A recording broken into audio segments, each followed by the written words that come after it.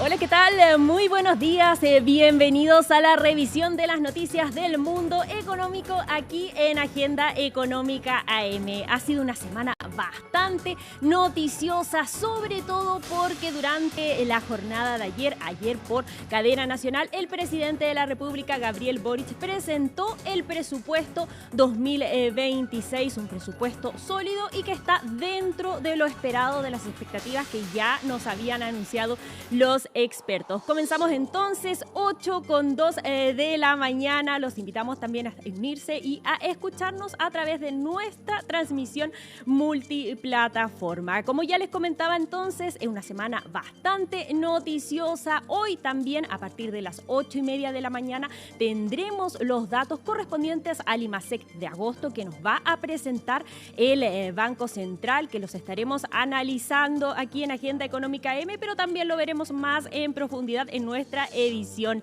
PM. También durante la jornada de ayer recibimos también los datos correspondientes a la tasa de desempleo, que disminuyó un poco, pero aún así los expertos alertan por lo débil que está el mercado laboral. Y nos vamos de lleno entonces, ya lo están viendo ustedes en su pantalla. Se presentó la esperada ley de presupuesto 2026 con un crecimiento del gasto público cercano al 1,7%. Estas fueron las palabras que presentó el presidente de la República en una cadena nacional que tuvo una duración aproximada de 20 minutos y especialmente recordemos de que se vencía este plazo legal para esta iniciativa que va a determinar los niveles de gastos que va a tener el Estado a partir del próximo año 2026. El último erario fiscal que presentó el presidente Boric, y este erario ya ha partido también incluso antes de que se anunciara, con bastante polémica ahí por parte de los candidatos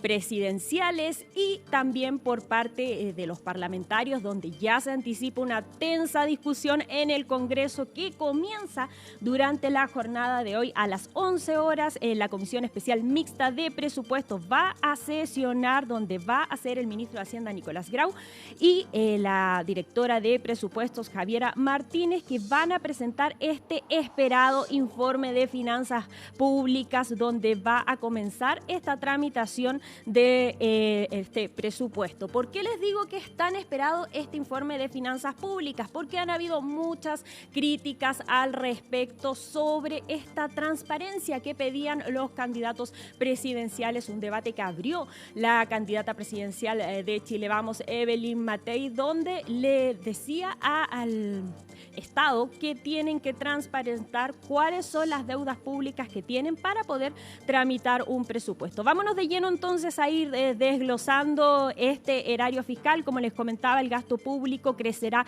un 1,7%. Estaba dentro de la parte alta de lo que estaban esperando los expertos, que decían que para poder tener responsabilidad fiscal se necesitaba un crecimiento entre un 1 y un máximo de un 2%. Según las palabras que entregaba el presidente de la República, como les comentaba en cadena nacional, decía de que este presupuesto combina lo que es la responsabilidad fiscal, pero también la responsabilidad social. ¿Cuáles son ahí los principales temas que aborda este presupuesto y las principales prioridades que va a tener? Esto es en salud, vivienda, educación y también transporte y pensiones. Pensiones ahí crece bastante porque, si vamos recordando, se tiene que financiar la pensión garantizada universal, que ya subió para el primer tramo a 250,000 pesos para las personas mayores de 82 años, pero el próximo año también va a ir subiendo, y así de forma gradual, para poder incorporando a la totalidad de los pensionados con esta pensión garantizada universal. ¿Cómo se va a financiar? Lo decía el presidente de la República: pasa principalmente por la recaudación de la ley de royalty y también de la ley de cumplimiento y obligaciones tributarias, que va a tener una mayor recaudación por parte del Estado. Ahí tenemos también, ojo con eso, una polémica. Nos comentaban los diferentes expertos de que esta recaudación que va a tener este proyecto de cumplimiento de obligaciones tributarias estaría sobreestimado y que se va a ir viendo también en el camino cómo va a ser esta recaudación, pero esto va a ser un tema que vamos a ir abordando también con nuestro experto, que estaremos conversando en el segundo bloque de este programa. Escuchemos entonces cuáles fueron las palabras del presidente de la República, Gabriel Boric, anoche en cadena nacional con respecto a este erario fiscal. El gasto público el próximo año crecerá en un 1,7%, lo que es consistente con el cumplimiento de la meta fiscal que comprometimos de 1,1% de déficit. Así, dejaremos encaminado al país a eliminar su déficit estructural para el año 2029. Desde el primer día, trabajamos por frenar el crecimiento de la deuda pública, que venía en un alza preocupante durante años. Este será el gobierno con el menor crecimiento de la deuda desde el primero de la presidenta Bachelet. Y en esto los datos no mienten.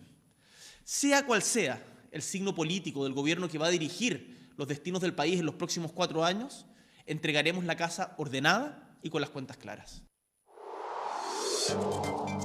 Muy importante ahí lo que adelantaba el presidente de la República, porque dice de que van a dejar la casa ordenada y con las cuentas claras y poder irse acercando en el año 2029 a este déficit del gasto público. Ahora esto se va a tener que ir viendo en el camino. Esta proyección lo hace el Ejecutivo pensando de que vamos a tener un 2,5% de crecimiento para este año y que se va a poder también ir pagando esta deuda pública. Recordemos de que este proyecto en particular adquiere mucha más importancia por la situación importante de déficit fiscal que hemos tenido durante los últimos años, que bordean el 3%, por ejemplo, en el 2024, y que están significando una carga de arrastre muy relevante y de ir acercándose a este déficit de 1,1% que no se ha cumplido en los últimos 2 años. De hecho, si nos vamos de lleno a lo que fue el presupuesto correspondiente al año 2025, que se está ejecutando durante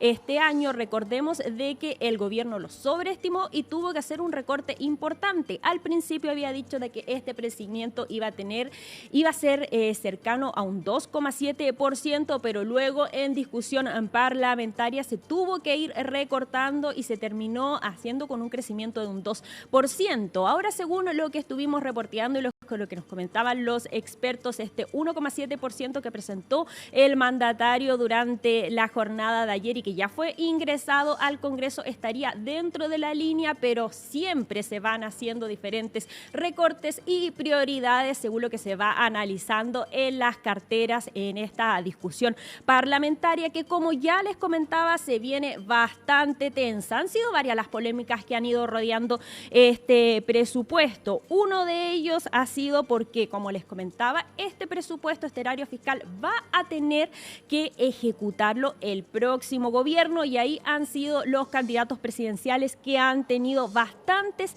críticas al respecto. El debate se lo tomó la jornada de ayer porque el ministro de Hacienda, Nicolás Grau, confirmó de que este presupuesto no va a contar con esta llamada glosa republicana. ¿Qué es esto? Es montos que se le deja a libre disposición para el próximo gobierno. Pero antes de analizar esta polémica, el presidente también fue categórico al declarar, y si bien no nombró al candidato presidencial del Partido Republicano, José Antonio Kast, dijo que Chile no tiene por qué elegir entre irresponsabilidad fiscal o indolencia social, entre contener la deuda pública o cumplir con el aumento de las pensiones. Se refirió particularmente a una medida que ya ha sido anunciada por el candidato presidencial del recorte de 6.000 millones de dólares que está proponiendo si es que llega a la moneda. ¿Qué es lo que decía el presidente Boric? Lo escuchamos de inmediato en estas reacciones.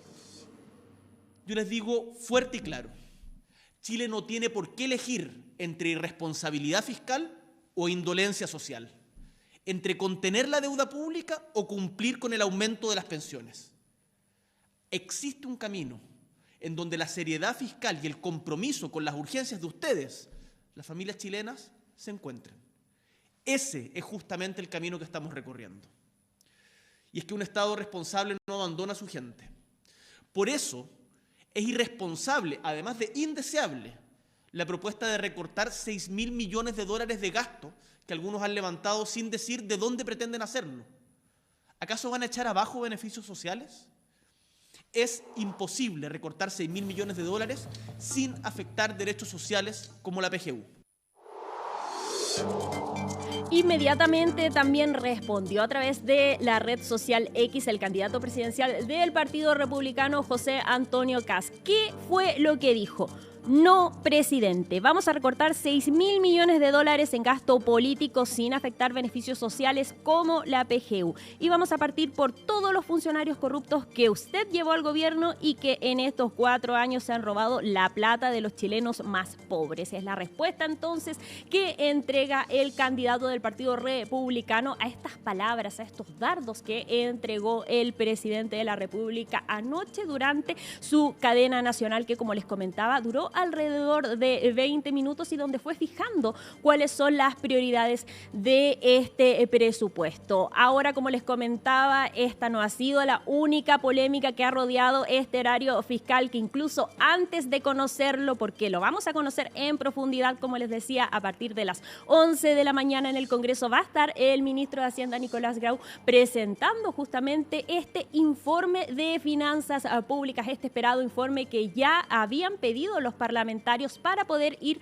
tramitando este presupuesto y poder transparentar cuánto es lo que se debe, cuánto es estas denuncias. Recordemos de que ha tenido la candidata de Chile Vamos, Evelyn Matei, que ha dicho de que el Estado debe a sus proveedores, y también ahí hay un punto importante porque aclaraban durante la jornada de ayer el ministro de Hacienda, Nicolás Grau, junto con el ministro de Vivienda, Carlos Montes, de que sí hay una deuda en el Ministerio de Vivienda, pero que es mucho menor de lo que habían anunciado por parte de la oposición. Ahora también esta polémica se ha llevado a cabo y lo revisábamos según las diferentes reacciones, principalmente porque esto ya se había adelantado. Recordemos que el presidente de la República, Gabriel Boric, citó a un cónclave especial a los parlamentarios, a los jefes de bancada oficialista y también a su comité político para ir reforzando alianzas en una discusión que ya se espera tensa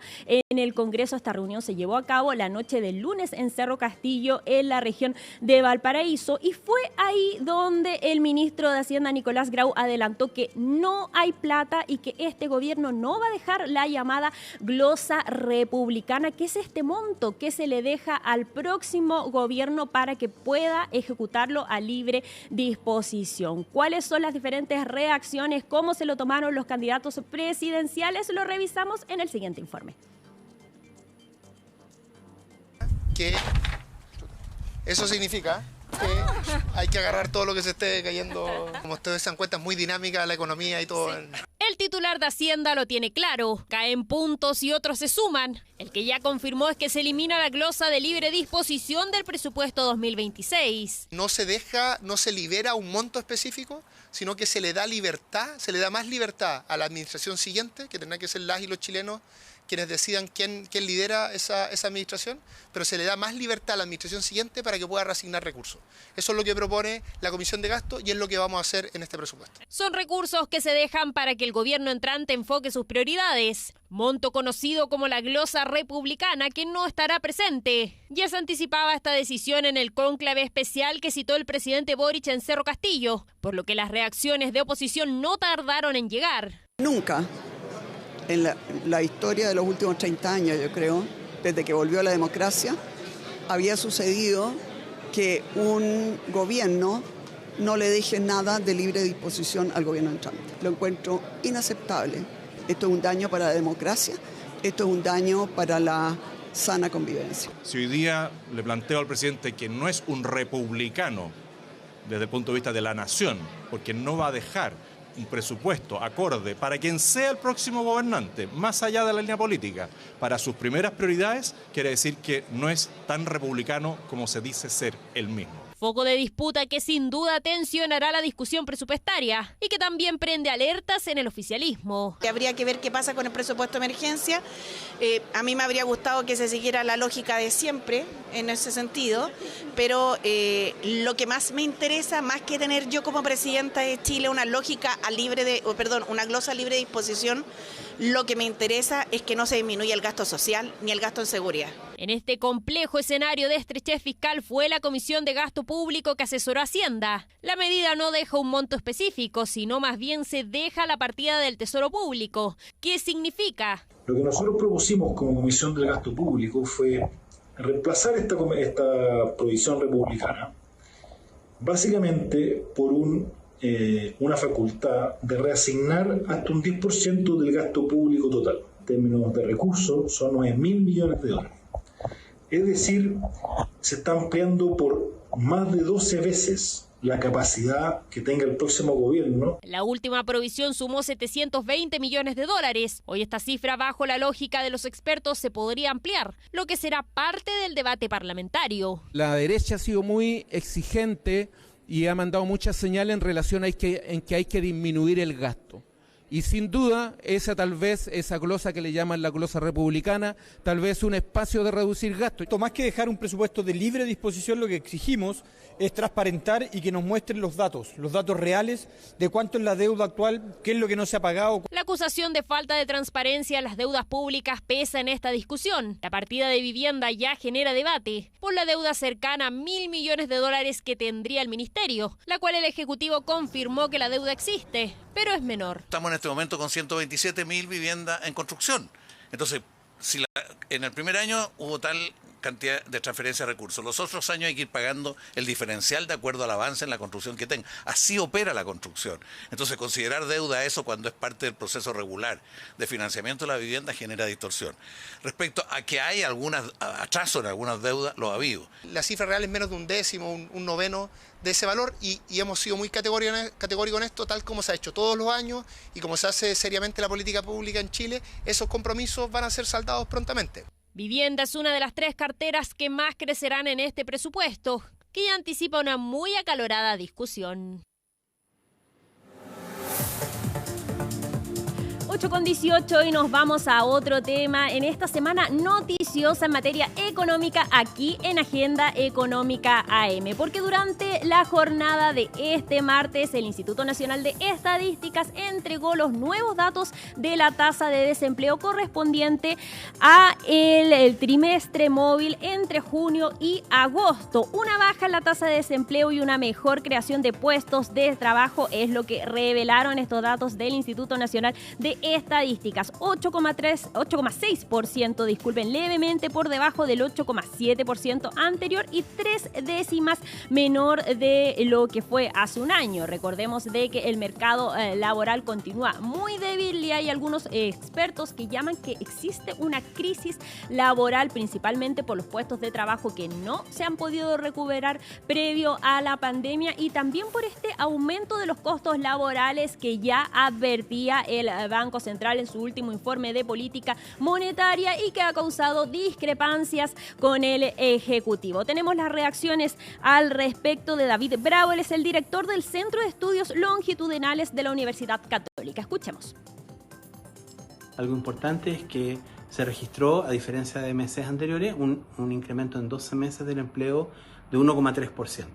No obstante esto, los indicadores básicos siguen presentando una situación del mercado laboral preocupante. Todavía nos faltan 275.000 empleos para llegar a la tasa de ocupación prepandemia. Llevamos 32 meses seguidos con donde la tasa de desocupación es de 8% o más. Es una situación básicamente de preocupación y de crisis del mercado laboral que tenemos que enfrentar. 8:20, nos vamos a una pausa en Agenda Económica AM, pero a la vuelta seguiremos ahondando sobre el crecimiento de 1,7% de este erario fiscal, este presupuesto 2026. Ya volvemos.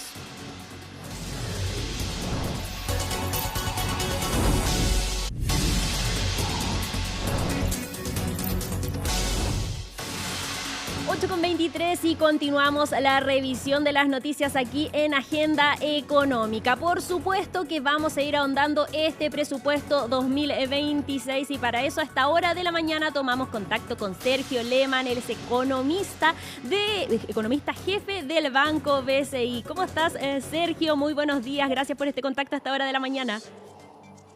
Hola Natalia, muy buenos días, encantado. Sergio, vamos analizando entonces punto por punto este presupuesto. ¿Qué le pareció este crecimiento que anunció el Ejecutivo de 1,7%? ¿Es prudente? A ver, yo creo que lo ideal hubiese sido esperar un número algo más bajo. Digo esto porque sistemáticamente en los últimos 2 años al menos, ¿no es cierto?, hemos incumplido la regla fiscal. Hemos sido menos responsables fiscalmente y de hecho para este año nosotros estamos proyectando un déficit fiscal que va a estar en torno a 2,5%, bastante por sobre lo que estaba considerándose inicialmente para este año.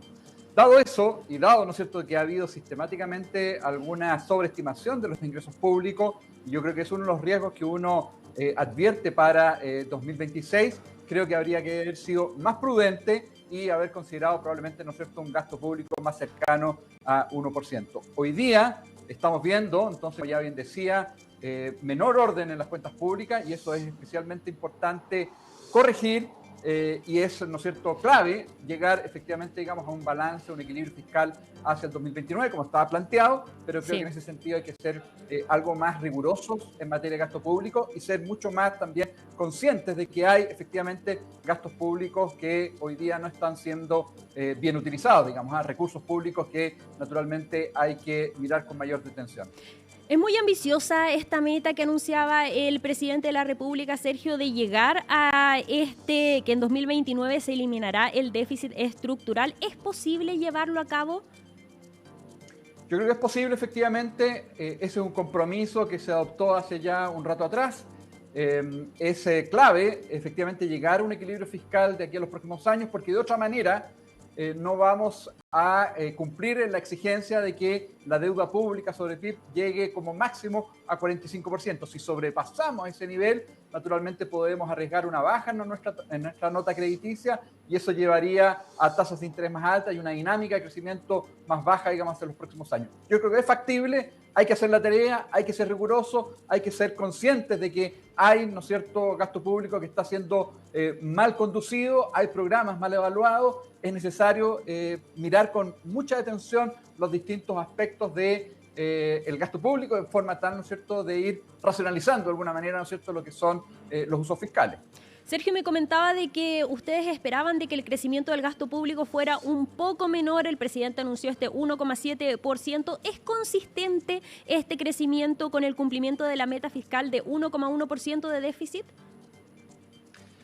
Yo creo que va a depender en gran medida, ¿no es cierto?, de qué pasa con los ingresos fiscales, como comentaba, digamos. Y en esa línea pareciera ser, digamos, que como señalaba, de que hay un riesgo de que los ingresos fiscales nuevamente sean sobreestimados. Digo esto porque, al menos, ¿no es cierto?, en nuestra mirada, el crecimiento del próximo año debería estar más cercano al 2,1% y de acuerdo, ¿no es cierto?, a las cifras macro generales, ¿no es cierto?, entregadas, la estimación de ingresos fiscales está considerando una cifra algo superior, digamos, a ese nivel. Y eso entonces, naturalmente, es algo que podría llevar, efectivamente, digamos, a un déficit fiscal algo mayor en 2026 respecto a lo que está considerándose en el presupuesto, de acuerdo, ¿no es cierto?, al marco general, ¿no es cierto?, que se nos ha entregado para 2026. Exactamente, el Ejecutivo está haciendo esta proyección con un crecimiento del 2,5% para este 2025 y según también lo que anunciaba el mandatario en cadena nacional anoche, decía de que se basa mucho en lo que se va a ir recaudando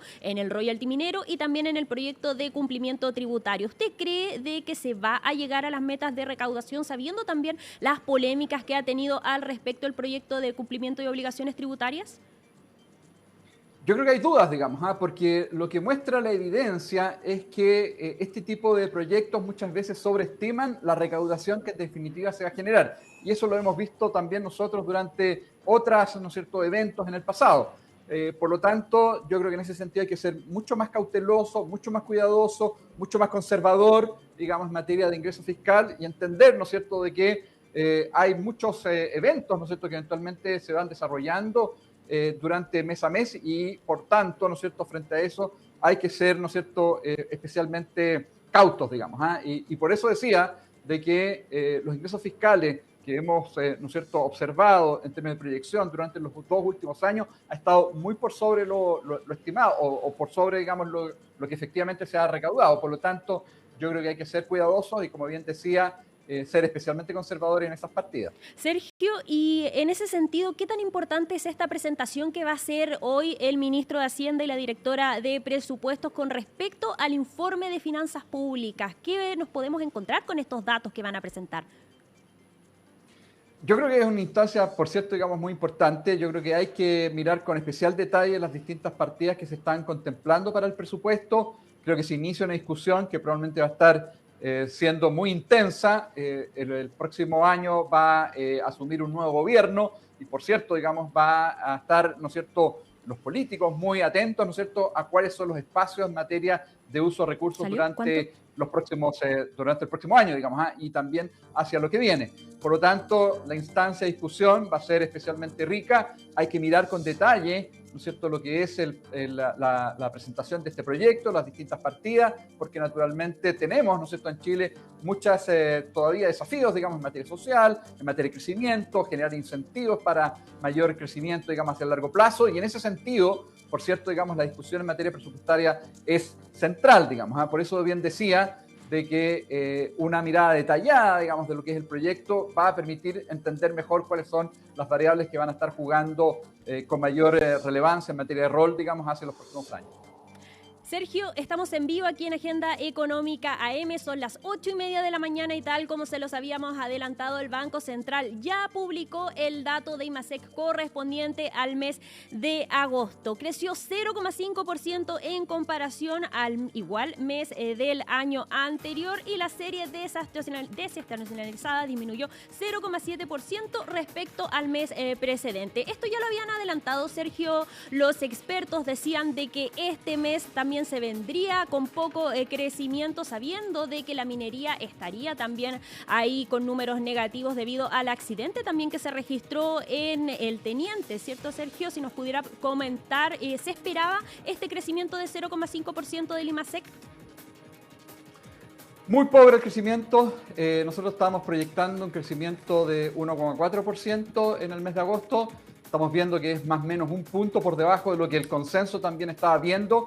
Efectivamente se está incorporando una caída relevante del lado de minería. Ayer conocimos datos del INE que justamente, digamos, apuntaban en esa dirección. Ahí no hay mayor sorpresa. Efectivamente, casi una semana, 10 días estuvo detenido el Teniente. El Teniente es un yacimiento muy importante, tiene una contribución en materia minera de primer orden, pero pareciera ser, ¿no es cierto?, que otros números también están mostrando cifras débiles, digamos. Se está esperando, por ejemplo, una recuperación en servicios. Lo que estoy observando justamente es que servicio, que es un componente muy importante del PIB, el PIB más o menos, ¿no es cierto?, del lado de servicios representa 50%, es decir, realmente juega un rol muy importante y ese componente está mostrando una caída, digamos. Estoy viendo, ¿no es cierto?, mes contra mes.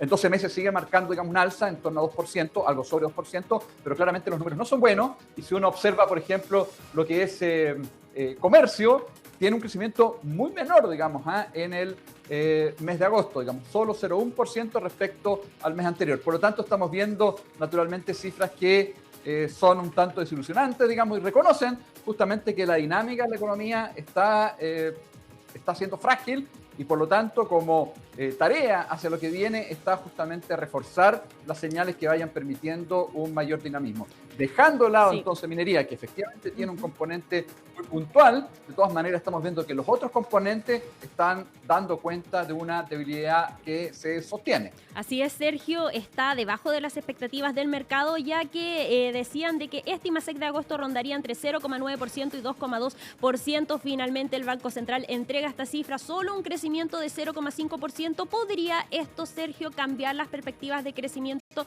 para este 2025? Así es, está mostrando esta cifra, digamos, más débil de que probablemente, ¿no es cierto?, el crecimiento proyectado para el año va a estar por debajo de lo que se está anticipando. Nosotros estamos proyectando un 2,3%, probablemente lo vamos a corregir hacia la baja porque lo que está mostrando estas cifras más recientes es que la economía no logra tomar suficiente fuerza y naturalmente también eso podría generar, ¿no es cierto?, la alternativa, la posibilidad de que el Banco Central acelere un tanto las bajas de tasa pensando en 2026, donde probablemente, ¿no es cierto?, se está viendo todavía una mirada bastante cauta. Eso nos entregó el Banco Central hace algunas semanas atrás. Probablemente, ¿no es cierto?, si es que estas cifras se van sosteniendo, eso es lo que viene. O sea, de alguna manera lo que estaríamos viendo es que podría haber espacio para bajas algo más agresivas. Muchas gracias, Sergio Lehmann, economista jefe del Banco BCI, por contactarnos a esta hora con Agenda Económica. Muy buenos días. Muchas gracias, muy buenos días, que estén muy bien. Chao, chao.